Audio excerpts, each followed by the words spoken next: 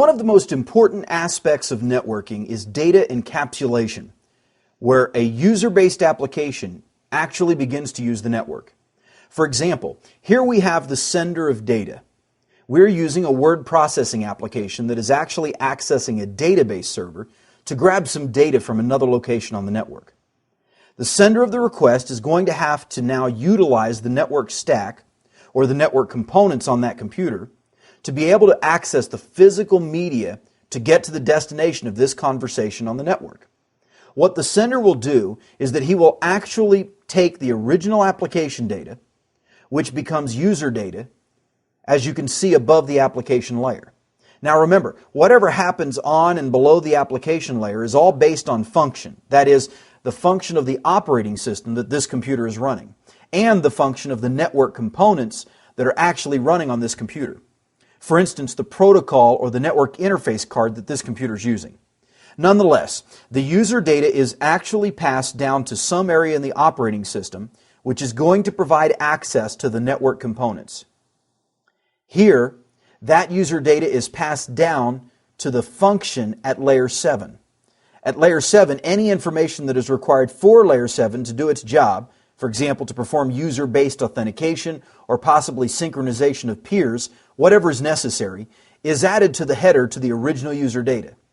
This actually becomes data that will be passed down to the next layer in the network stack, which is the function of layer 6.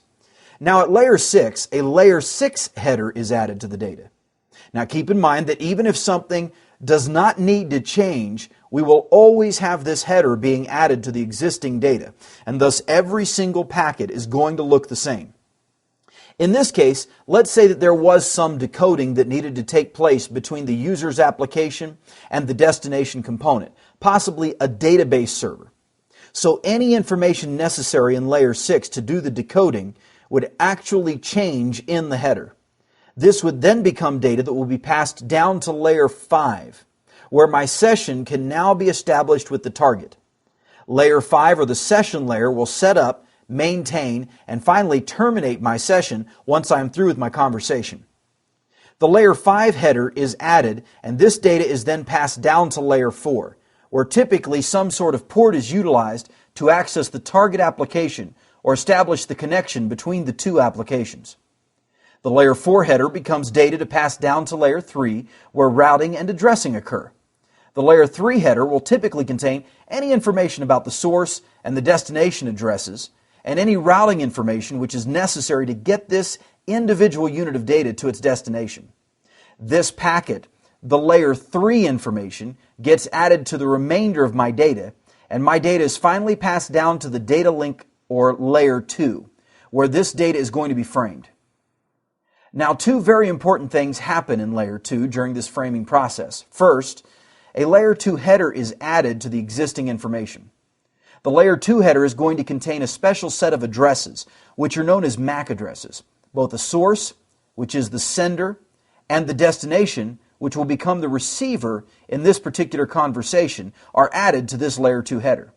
This is a way for the receiver to actually identify that this package is in fact destined for them. Also, at the end of this frame, we're going to have a typical component which is added. This component is known as a trailer. In this case, it is referred to as the frame check sequence, which is very accurate. This indicates nothing more than the mathematical computation of the information beginning with the layer 2 header all the way through the user data, which originated at the very top of my application. This mathematical computation allows an integrity check to be performed on the opposite end, once the frame itself is received for verification purposes. If the frame was received intact and without damage, then there was no corruption on any of the data bits. This is very important for ensuring the reliability of our networking from end to end. Note that framing will be very different for every protocol that we intend to use. Also keep in mind that framing will be slightly different for each network media type that we use. Once the framing process is complete, we will then convert the data into physical bits. The positive and negative charges of electricity, which are going to be sent across the physical wire. This is done by the physical layer, which will also provide any clocking of the line which is necessary to make sure that those bits themselves are sent at the proper speed in the proper order and can be properly received.